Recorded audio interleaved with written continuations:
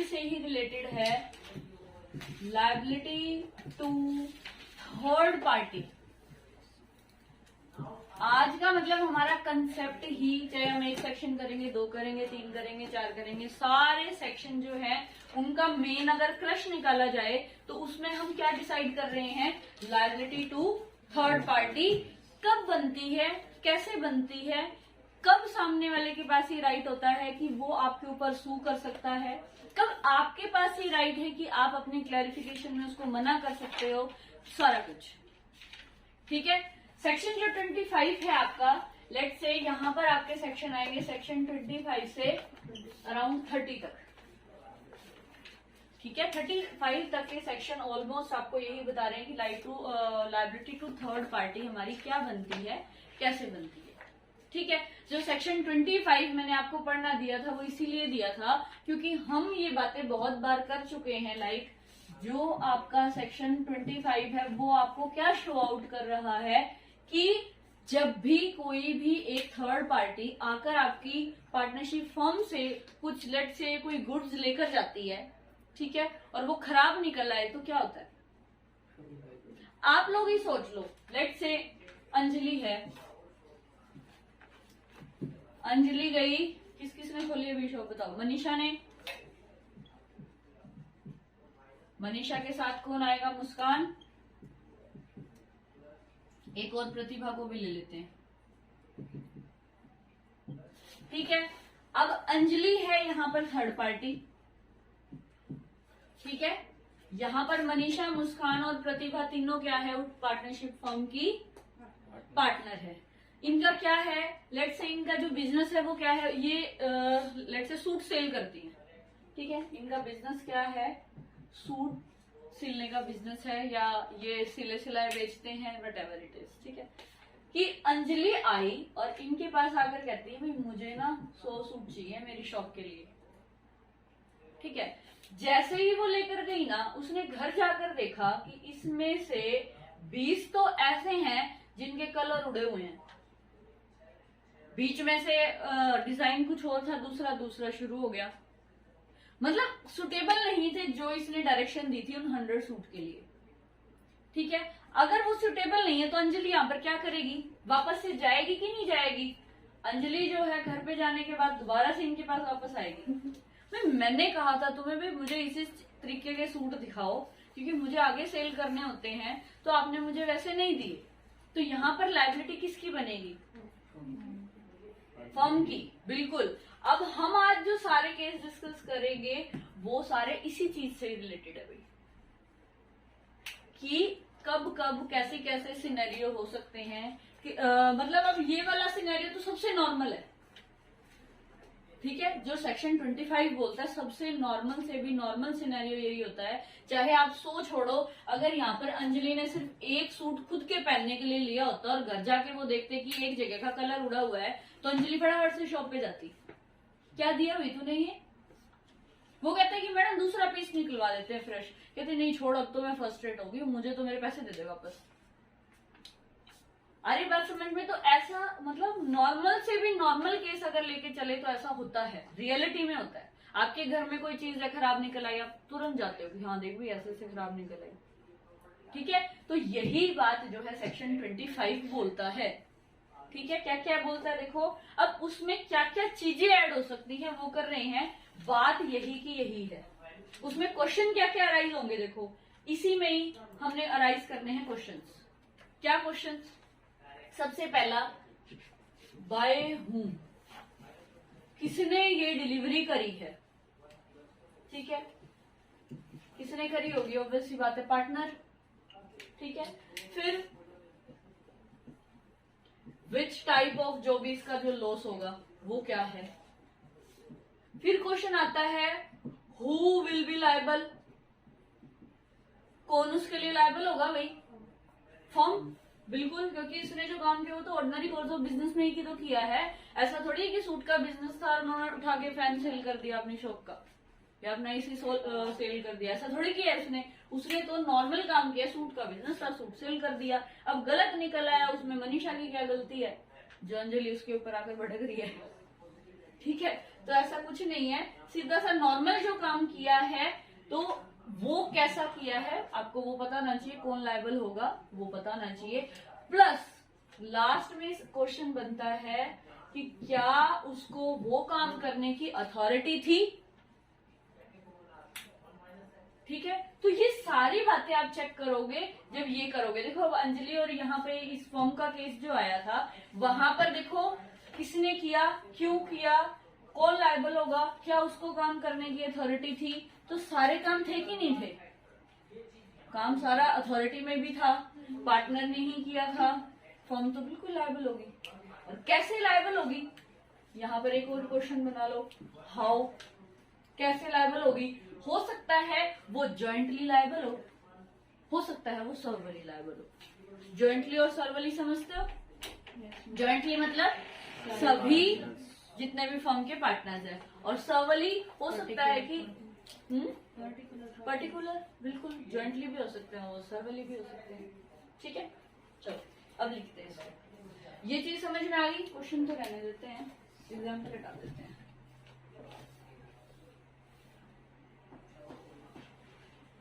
लिखना स्टार्ट करो। हेडिंग लिखिए सभी ने, हेडिंग लिखो liability of A partner for act of the firm, क्योंकि ये तो नॉर्मली काम किया है ना।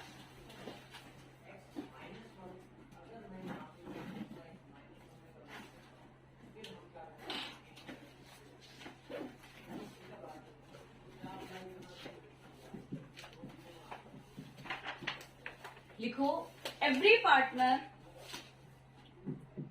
इज लायबल, कैसे हो सकता है, सेम लिखना है जैसे मैं लिख रही हूं, बिल्कुल डिटो लिखना है।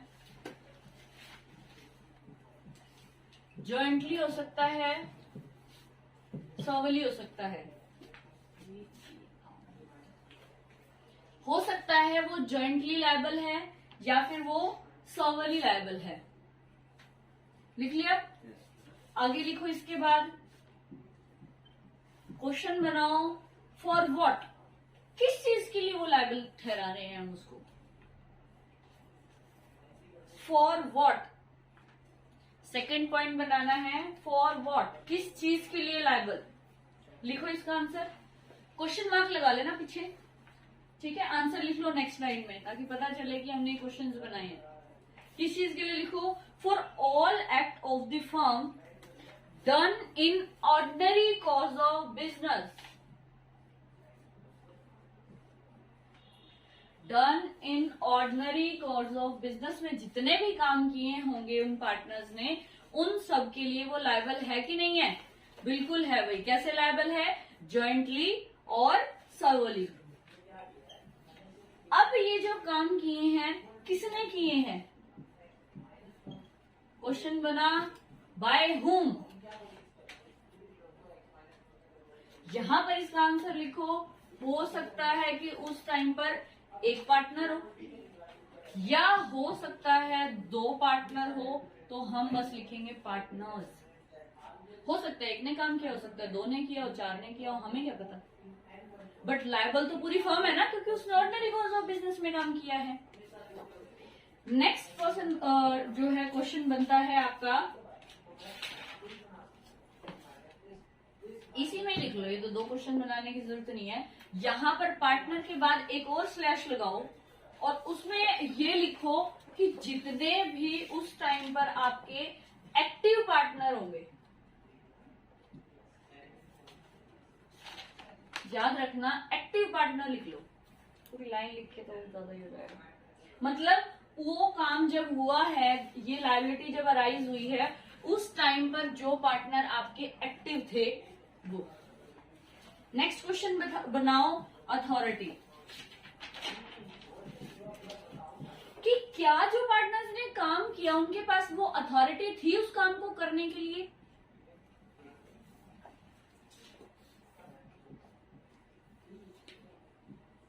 उस काम के लिए यहां पर छोटा ए रखना, काम वाला ए है।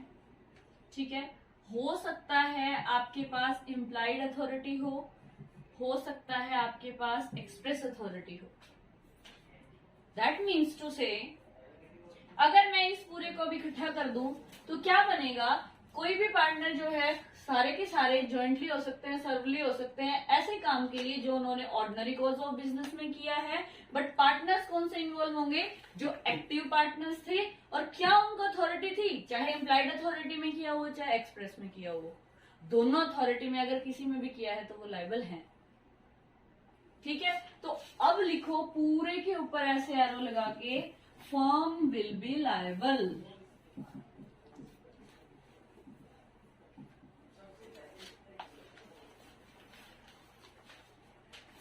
वैसे तो हमने शुरू में एवरी पार्टनर इज लायबल लिखा ही था। एवरी पार्टनर का मतलब भी तो वैसे फर्म ही होती है, बट हमें इस पूरे का क्रश भी चाहिए। ठीक है, वैसे तो इस लाइन का भी मतलब देखा जाए तो है यही कि फर्म लायबल है या एवरी पार्टनर लायबल है। बट हम क्या बता रहे हैं कि हम फर्म की बात कर रहे हैं, इसलिए हम इसका क्रश निकाल रहे हैं कि अगर ऐसा कुछ होता है देन फर्म लायबल होती है। ठीक है, लेकिन अब अगर मैं इस चीज को अपोजिट कर देती हूँ, इस पूरे सिनेरियो को अगर मैंने अपोजिट कर दिया, क्या कि पार्टनर जो है ना सबने नहीं काम किया, एक ने किया है, उसके लिए लायबिलिटी तो डिसाइड कर रहे हैं, ऑर्डिनरी कोर्स ऑफ बिजनेस में नहीं किया।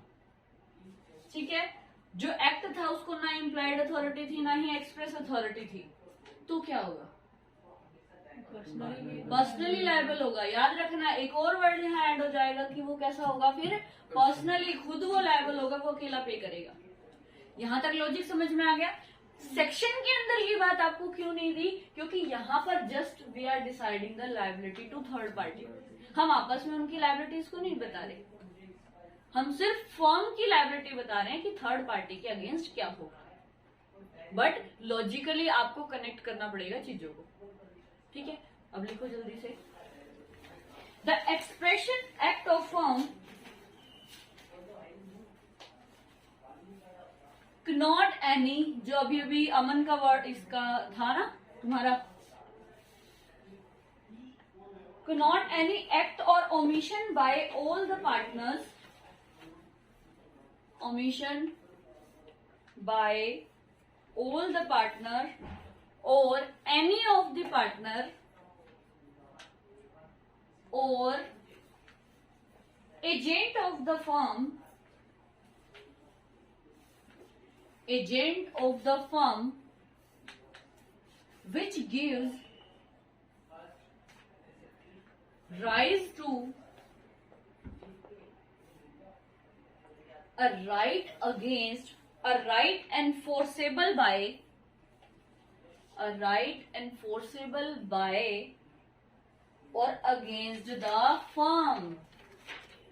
इसका मतलब क्या हुआ कि यहाँ पर अगर ऐसा कुछ होता है और उस टाइम पर हमने ये एनफोर्स किया है कि चाहे वो काम एक पार्टनर ने किया है चाहे सभी ने मिलके किया है, यहाँ पर ऐसा एक्ट करने के बाद अगर कुछ गड़बड़ होती है तो we are giving the right to the third party to sue the firm. यहां तक बात समझ में आ गई सभी को? ठीक है, अब इसने ना पार्टनर और ऑल पार्टनर के बाद एक वर्ड और लिखा है एजेंट।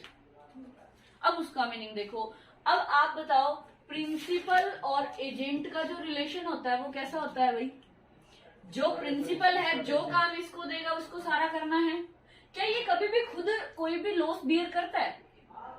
नहीं। अब यहाँ पर ही देखो, जो हमने अभी भी सूट वाला एग्जांपल लिया था, वहां पर अगर जो अंजलि है वो किसी एजेंट के पास खरीदने गई थी, मनीषा एजेंट थी उस फर्म की, तो वो सूट खराब निकल आया तो मनीषा तो क्या करेगी? जाके वो फर्म को दे देगी।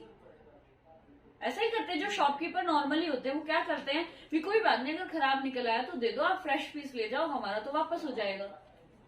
काफी मतलब ये लाइनें तो आपने काफी शॉपकीपर से सुनी हुई होगी। तो नॉर्मली अगर एजेंट है तो भी बियर तो कौन करता है? उसका प्रिंसिपल। और प्रिंसिपल यहाँ पर कौन है? फर्म। एक लॉजिक तो बनता है ये। दूसरा लॉजिक अगर हम म्यूचुअल एजेंसी वाला भी लगाएं तो प्रिंसिपल और जो एजेंट होता है वो सारे ही प्रिंसिपल और सारे ही एजेंट है। तो यहाँ पर दोनों बातें याद रखना। जो एजेंट वर्ड यूज हुआ है कि जब भी आपको पेपर में अगर कोई केस स्टडी बना के दे दी इससे रिलेटेड, हो सकता है कि वो पार्टनर्स को ही एक दूसरे के एजेंट के रूप में बोले, या फिर हो सकता है कि उन्होंने अपना अलग से एजेंट काम पे लगा रखा हो कि फर्म जो है पार्टनर 3 ही है लेकिन उसके नीचे उसके 5 एजेंट और काम करते हैं, तो ये भी हो सकता है। ठीक है, तभी इन्होंने और एजेंट भी डाला। ये एज इट इज लाइन आपकी बुक की है जो अभी पूछ भी रहा था। ठीक है, समझ आ गया सेक्शन 25। 26 पे आओ, हेडिंग बोलो क्या है। शायद मिसअप्लाई वाला था कुछ। क्या है हेडिंग भाई सेक्शन 25 की, 26 की sorry. Liability of the firm for wrongful act of A partner. सबसे पहले 26 देखो, वर्ड यूज कर रहा है वो रॉन्गफुल एक्ट और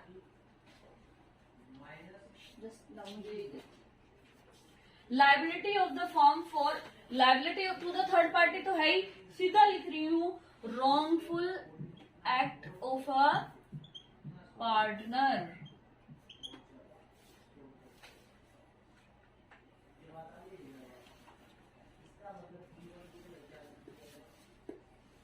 ठीक है, अब ये सीधा सीधा पढ़ने से यूं नहीं फील हो रहा कि जैसे 25 में जो चीज थी मैं आप लोगों को अपोजिट में समझा रही थी, ये वो बात हमें बता रहा हूं, है ना। पहले लिखो, फिर इसके लिए लिखो whereby the wrongful act or omission of a partner acting in ordinary course of business of a firm acting in ordinary course of business of a firm or with the authority of his partner, comma लगाओ यहाँ पर, फिर लिखो with the authority of his partner, comma, loss or injury is caused to third party, is caused to third party or any penalty is incurred, then firm will be liable.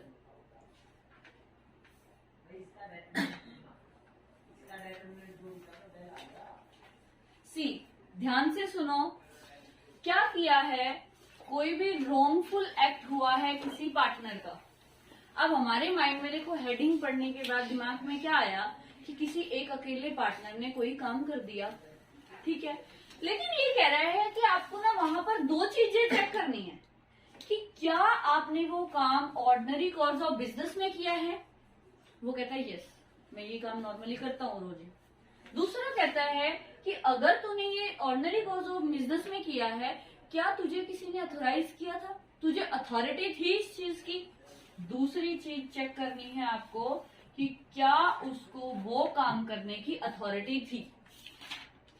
ध्यान से सुनो, section 26 क्या बोल रहा है आपको कि अगर कोई रॉन्गफुल एक्ट हुआ है किसी पार्टनर के थ्रू तो आपको दो चीजें चेक करनी है।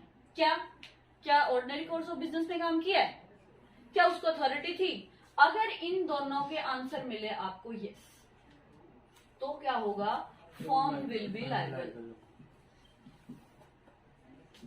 याद रखना ऑलवेज, अगर रॉन्गफुल भी है एक्ट, आपको फिर भी ये चीजें चेक करनी है। लाइक कल वाला एक केस याद करो, मोटरसाइकिल वाला, उसमें गलती से देखो वाई ने उसकी बाइक में जो है वो गलत सिस्टम फिट कर दिया था।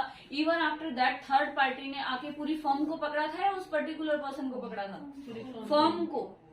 तो क्यों पकड़ा था, क्योंकि उसने ऑर्डिनरी कोर्स ऑफ बिजनेस में किया था, अथॉरिटी भी थी उसकी, क्योंकि उनका काम ही है कि वो स्पेयर पार्ट लगाते हैं मोटर बाइक्स के। एक गलत लग गया तो ये थोड़ी है कि ये बंदा ही गलत हो गया तो इसको हटा दो, ऐसा थोड़ी होता है, गलती सबसे हो जाती है। तो यहाँ पर ये बात जो कर रहा है कि थर्ड पार्टी के लिए कौन लायबल होगा, वहां पर कौन लायबल होगा, फर्म लायबल होगी, अगर इन दोनों क्वेश्चन का आपको आंसर मिलता है यस। ठीक है, समझ आई बात। अब लिखो कैसे, जो ये पूरा पैराग्राफ है हमें यही बोल रहा है कि अगर थर्ड पार्टी को कोई कॉज हो गया, कोई नुकसान हो गया, उसका कोई टॉर्ट हो जाता है तो उसकी भरपाई कौन करेगी, फर्म करेगी, सीधी सी बात है। ठीक है। और इन शॉर्ट में लिख लो, जैसे जो बात मैंने अभी भी बोर्ड पे भी लिखी है, इन शॉर्ट लिखो, third party can claim only when there is two conditions. Third party can claim only when there is two conditions. First one is act done in ordinary course of business. First one is act done in ordinary course of business. Second one, with the authority of partners, कि मतलब उसको authority थी।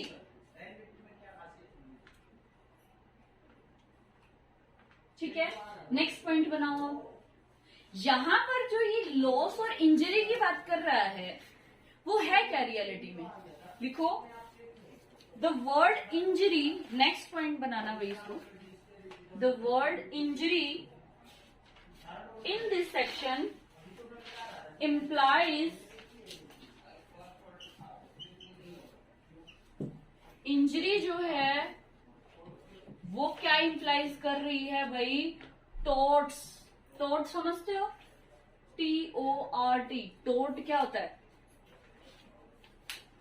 Tort word बहुत ही common word है हमारी law के लिए, मैं बता देती हूँ। ये नॉर्मली अडमनिटी के टाइम पे आता है कि अगर किसी को टोर्ट का दूसरा मीनिंग लिख लेना, वैसे लॉस ही होता है। बट पेपर में जब आपको क्वेश्चन देंगे ना, वो टोर्ट वर्ड यूज करते हैं, इसीलिए यहाँ पे मैंने टोर्ट लिखा है। दूसरा एक नया वर्ड भी सीख लोगे इस बारे। क्या है? इंजरी को आप टोर्ट भी बोलते हो। ठीक है, नेक्स्ट पॉइंट लिखो, म्यूचुअल एजेंसी,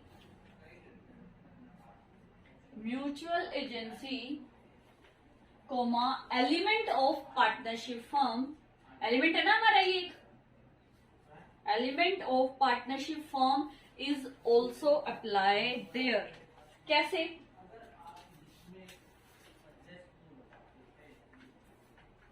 बताओ भाई कैसे?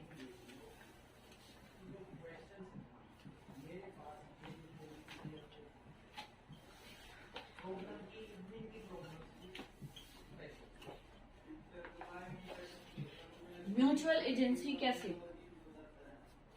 म्यूचुअल एजेंसी का कंसेप्ट क्या कहता है? चलो पहले ये बताओ। एक पर्सन सभी के लिए काम कर सकता है, सभी एक के लिए काम कर सकते हैं, ये कहता है। तो अब एक बात बताओ, अगर यहाँ पर हम लायबिलिटी के टाइम पर इसको अप्लाई करेंगे तो क्या होगा कि अगर हमारे पास 3 पार्टनर है और इनमें से लेट से सेकंड वाले से कोई गलती हो जाती है, तो क्या फर्स्ट और थर्ड बियर नहीं करेंगे? करेंगे कि नहीं करेंगे? बिल्कुल करेंगे। तो यहाँ पर इसीलिए कह रहा है कि जैसे म्यूचुअल एजेंसी का एलिमेंट था ना कि एक के बिहाफ पे सारे काम करेंगे, सबके बिहाफ पे एक कर सकता है, तो सेम यहाँ पर भी ये अप्लाई होगा। कैसे होगा कि अगर कोई भी जो वो लॉस हुआ है, इंजरी हुई है या जो टॉर्ट हुआ है टू द थर्ड पार्टी, एक की वजह से भी हुआ है तब भी सारे ही बियर करेंगे, और 2 की वजह से हुआ है तो जो एक कल्ला पर्सन बच गया वो भी करेगा। दोनों अपोजिट आ जाएगी चीजें। ठीक है, लिखो इस चीज को, the liability of a firm, liability of a firm for tort of a partner, चाहे एक पार्टनर की वजह से ही क्यों ना हुई हो भाई, tort of a partner rest in precisely the same, rest in precisely the same principle as the liability of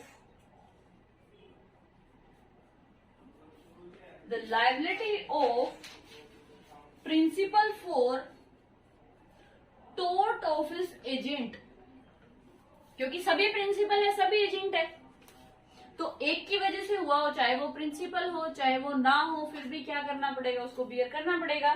दोबारा सुन लो शुरू से, the liability of a firm for tort of a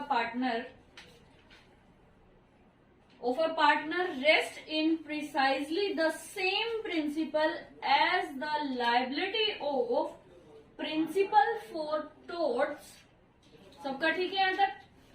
of his agent, of his agent, आगे लिख लो, in as much as both are merely branches. Merely branches क्यों बोल रहा है? क्योंकि सारे ही प्रिंसिपल है और सारे ही एजेंट है भाई, सीधी सी बात है। और अगर बाहर वाले ने भी कोई काम किया होगा लाइबल, तो फिर भी प्रिंसिपल ही होता है। इसीलिए यहाँ पर वर्ड देखो, एक पार्टनर, सबके लिए पार्टनर ने वर्ड यूज किया, यहाँ पर वर्ड क्या यूज हुए हैं? प्रिंसिपल और एजेंट।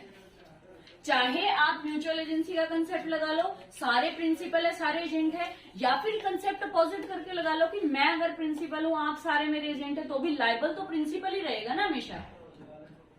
तो यहाँ पर वो यही बात बता रहा है कि चाहे इधर का कंसेप्ट लगो चाहे इधर वाला, रहेगा तो कौन? सारे प्रिंसिपल लाइबल रहेंगे ही रहेंगे भाई वहां पर, ठीक है। और पार्टनरशिप में तो सारे ही प्रिंसिपल है, ऐसा तो है नहीं कि एक प्रिंसिपल है, दो प्रिंसिपल, जितने पार्टनर है सब प्रिंसिपल है, ठीक है। कंप्लीट करो इसको। For the tort of his agent in as much as both are merely branches of the law of principal and agent, merely branches of the law of principal and agent। बताओ भाई, अब किसी को है कोई problem इसमें?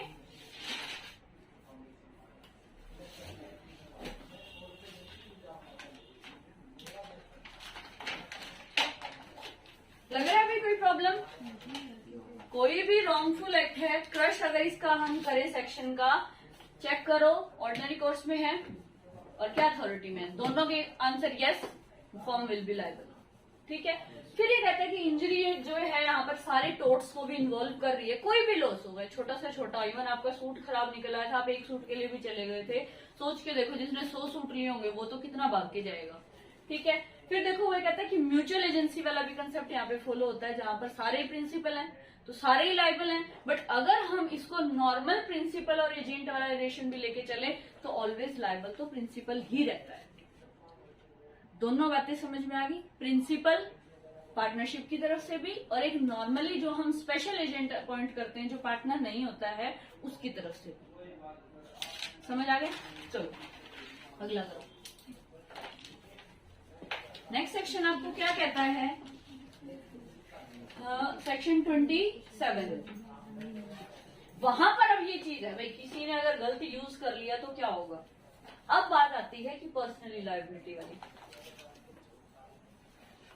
क्या है। देखो इसकी हेडिंग है आपकी, liability of the firm for miss application by the partner.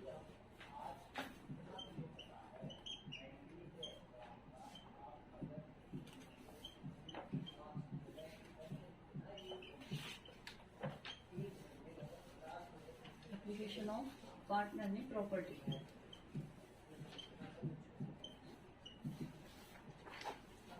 सी, सबसे पहली बात, एप्लीकेशन का मीनिंग क्या होता है भाई? मिस को छोड़ दो, यूज याद रखना, पहले भी शायद आ चुका है ना एक बारी। एप्लीकेशन का मतलब सिर्फ लेटर ही नहीं होता है, वही यूज भी होता है। मिस का मतलब रॉन्ग या आप गलत।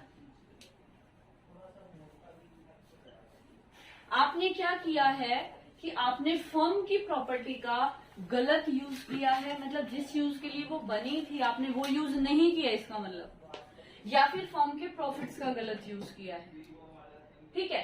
अब इसमें ना आपको दो बातें देखनी है। पहली देखनी है कि क्या आपने वो चीज रिसीव की है, क्या चीज? प्रॉपर्टी और प्रॉपर्टी, ठीक है। दूसरा, क्या वो ऑलरेडी एग्जिस्ट करती थी फर्म में?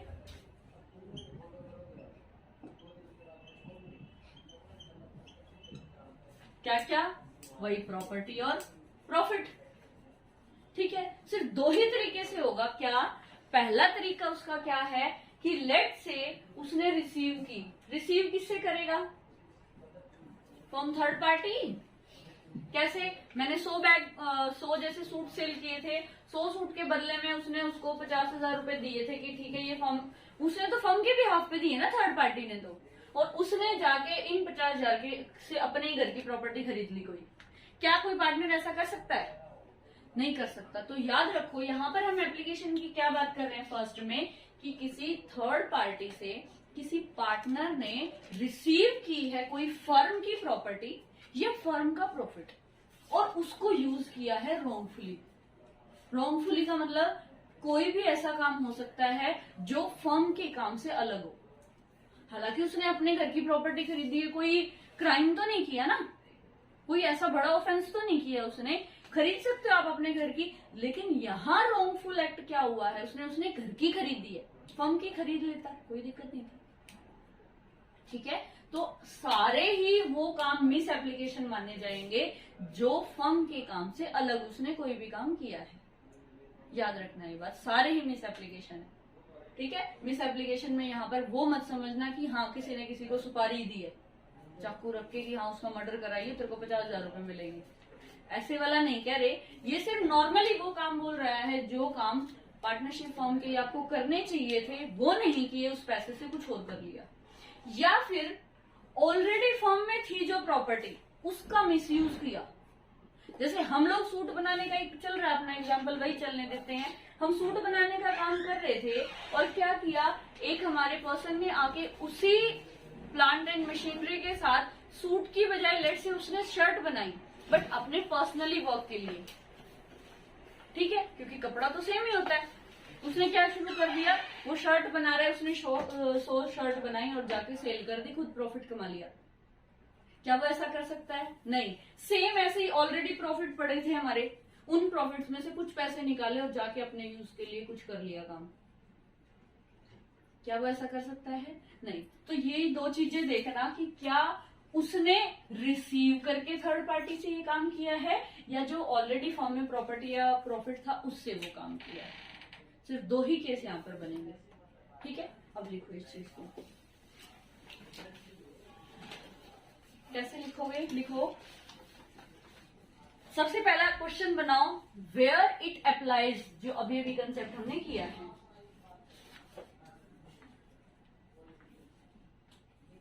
ये अप्लाई कब होगा? लिखो इसका answer, a partner acting with in his apparent authority. Apparent authority में ना नॉर्मली वो ये काम करता है, अपेरेंट है APPARENT, अपेरेंट।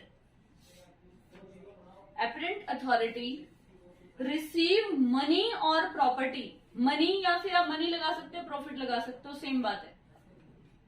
मनी और property from the third party, किससे रिसीव किया है? From the third party, and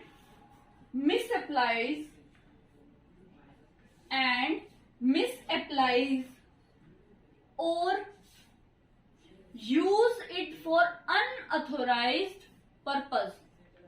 अब अथोराइज पर्पस कौन से हैं? जो फर्म के काम हैं, उससे बाहर के सारे ही फर्म के लिए तो अनऑथोराइज है। फर्म को क्या लेना देना है? तेरे घर में बेड नहीं है तो तू फर्म के पैसे तो थोड़ी लेगा। ठीक है, समझ आई यहां तक जो बात लिखी है? आगे लिखो और लिख लेना बीच में और नेक्स्ट बनाना point.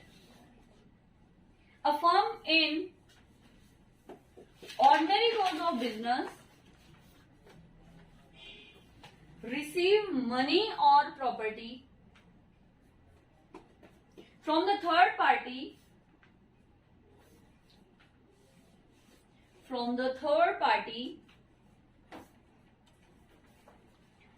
For use any unauthorized purpose,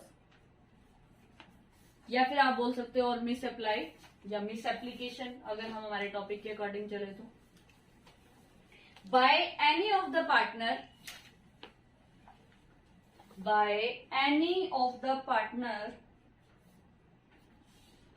while it is in the custody of firm। जब वो चीज किसकी कस्टडी में थी? फर्म की कस्टडी में थी, या फिर आप बोल सकते हो ऑलरेडी फर्म में थी। ठीक है, नेक्स्ट पॉइंट लिखो, एनी ऑफ वन, मतलब इन दोनों में से, एनी ऑफ वन, जो अभी हमने दो बातें लिखी ना और करके, if any of one condition is there, then firm will be liable to third party, then firm will be liable to third party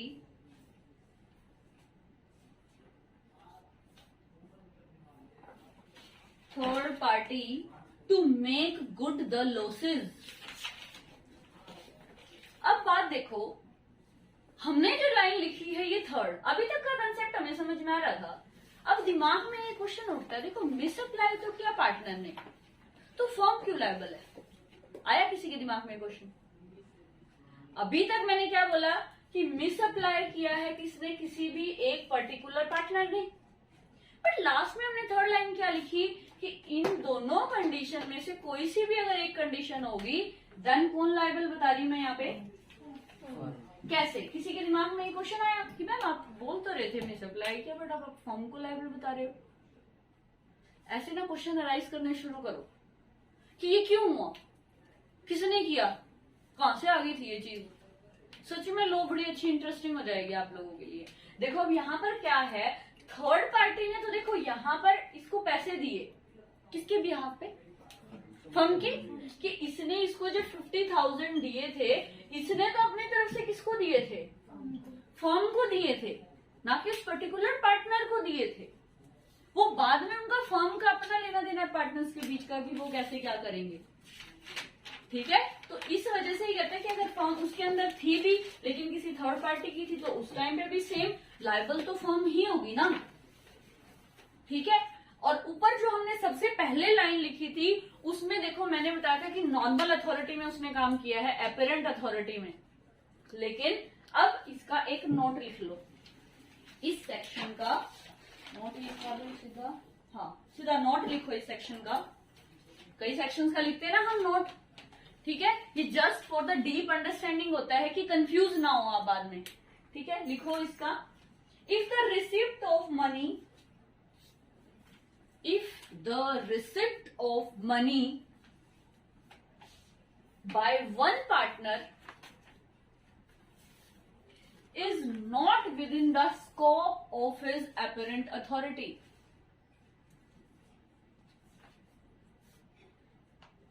if receipt of money by one partner is not within the scope of his apparent authority, then his receipt cannot be regarded as the receipt by the firm.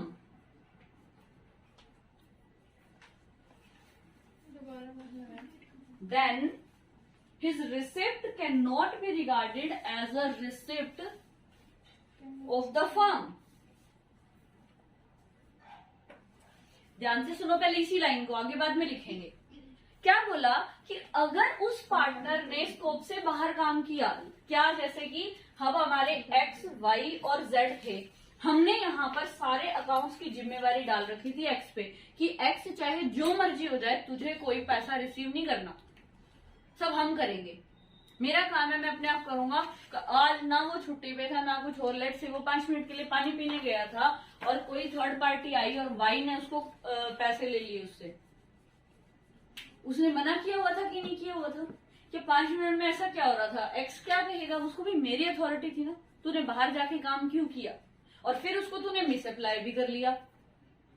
तो वहां पर अगर ऐसी condition आ जाएगी ना तो यहां पर सिर्फ वाई लायबल होगा भाई, याद रखना। अब समझ में आ रही है बात, क्या कि किसी पार्टनर ने काम किया है, अगर उसने अथॉरिटी में रह के वो काम किया है, इवन आफ्टर दैट उसने मिस अप्लाई कर दिया, तो भी थर्ड पार्टी के लिए तो कौन लायबल है?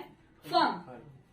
बट अगर उसने अपनी स्कोप से ही बाहर जाके काम किया है तो उस टाइम पर फर्म भी क्या बोलेगी, देख हमारी लायबिलिटी थी नहीं यहाँ पे, हमने तो उसको मना किया हुआ है, फिर भी इसने रिसीव की तो इसकी लायबिलिटी है भाई, अब ये देगा तेरे को पैसे, फर्म नहीं देगी। बात समझ में आ गई? लाइन कंप्लीट करो अब इसको।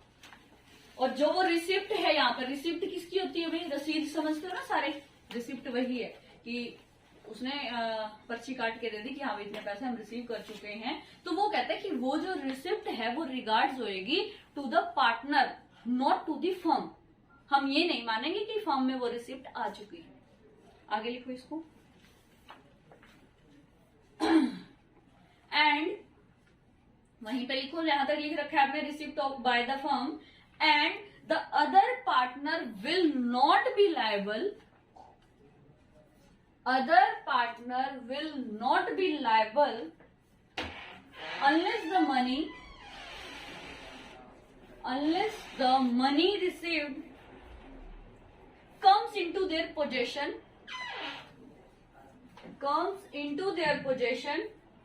or under the control. So in short we can say that कि अगर किसी थर्ड पार्टी ने विदाउट अथॉरिटी वाले किसी पर्सन को अमाउंट ऑफ मनी दिया है, चाहे वो प्रॉपर्टी दी है, तो उस टाइम पर थर्ड पार्टी फर्म को सू कर सकती है? नहीं कर सकती, एब्सोल्युटली नॉट। उस पर्सन की खुद की जिम्मेवारी होगी। ठीक है, अभी हमने आज 3 सेक्शन किए हैं। फर्स्ट में क्या किया कि नॉर्मली अगर किसी पर्सन ने ऑर्डिनरी कोर्स ऑफ बिजनेस में काम किया है, इम्प्लाइड और एक्सप्रेस अथॉरिटी थी उसके पास वो काम करने की, तो सारे पार्टनर ज्वाइंटली और सर्वली लायबल होते हैं। 26 हमने किया, उसमें हमने क्या चीज की, क्या था टॉपिक हमारा 26 में? Liability of wrongful act. But वहां पर हम 2 चीजें चेक कर रहे थे, क्या ऑर्डिनरी कोर्स ऑफ बिजनेस में है, क्या उसका अथॉरिटी है? दोनों क्वेश्चन का अगर हमारा आंसर केस को देखने के बाद मिलता है yes, then yes firm will be liable. और अगर दोनों में से किसी क्वेश्चन का आंसर मिलता है हमें no, then firm will not be liable. और अगला सेक्शन हमने किया है कि अगर किसी भी पार्टनर ने मिस एप्लीकेशन की है, किसका? प्रॉपर्टी का, फर्म की मनी का या प्रॉफिट्स का, किसी भी तरीके से किया है, देन क्या होगा? वो खुद लायबल होगा। कब लायबल होगा?